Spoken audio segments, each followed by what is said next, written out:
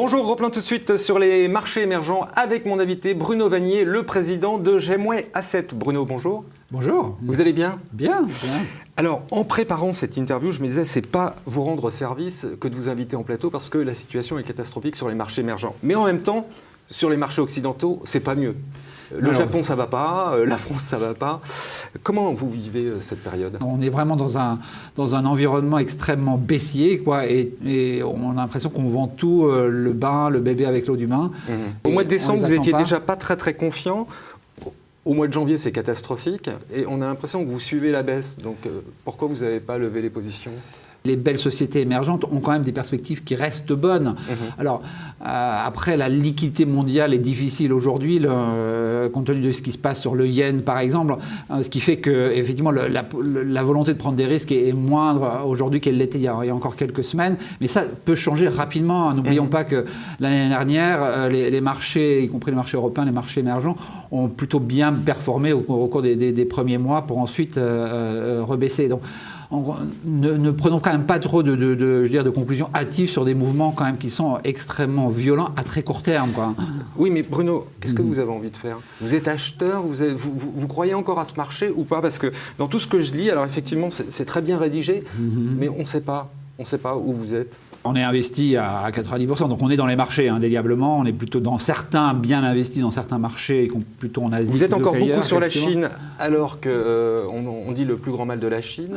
C'est justement un moment où on dit le plus grand mal qu'il faut commencer à s'y intéresser. Ne croyez pas que la Chine ait énormément baissé. Elle a un peu plus baissé aujourd'hui par rapport à d'autres marchés, mais globalement, comme je le disais au départ, tout baisse beaucoup, quoi.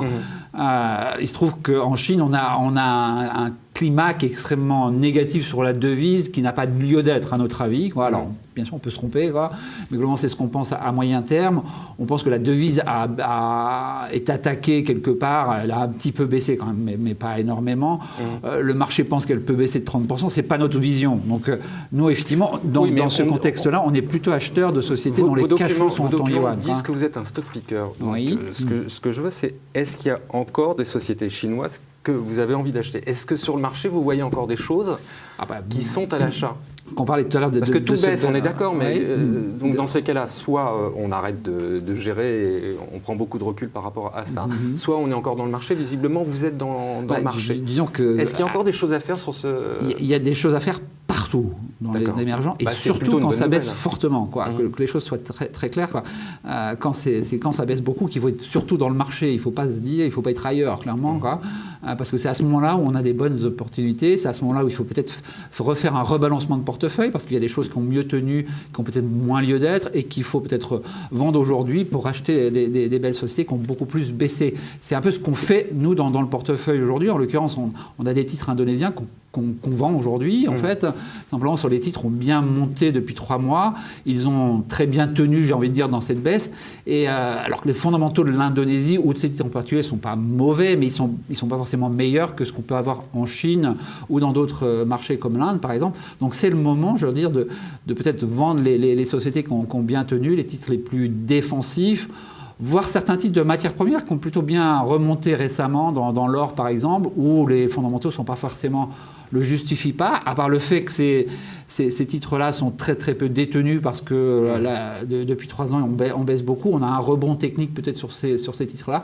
Moi je ne serais pas foncièrement acheteur de ce rebond technique, je serais plutôt même vendeur, quoi, pour racheter des belles sociétés qui ont été injustement massacrées, j'ai envie de dire, depuis 3 semaines.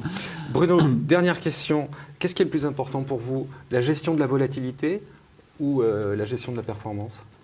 La gestion de la performance. Dans un marché où la volatilité...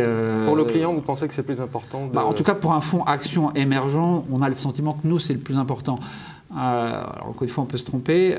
Mais in fine, les investisseurs, en tout cas les nôtres, sont dans les émergents pour une performance à moyen terme presque absolue, quoi. Sachant très bien que les émergents, même si récemment la volatilité sur les émergents depuis 2-3 ans était en fait assez basse, on a une volatilité moins forte sur l'indice émergent que sur le CAC 40 par exemple, ce qui, somme toute, n'est pas étonnant. On a un marché d'un côté, on en a plusieurs de l'autre. Mais si on regarde une perspective théorique, on voit effectivement que la volatilité avait beaucoup baissé. Elle remonte depuis à peu près 1 an. Est-ce que ça embête fondamentalement les investisseurs? Je ne suis pas sûr, en fait. Très bien. Clairement, on est sur ces marchés pour la performance absolue au cours des prochaines années. Bruno, merci beaucoup. Ce sera le mot de la fin. Merci.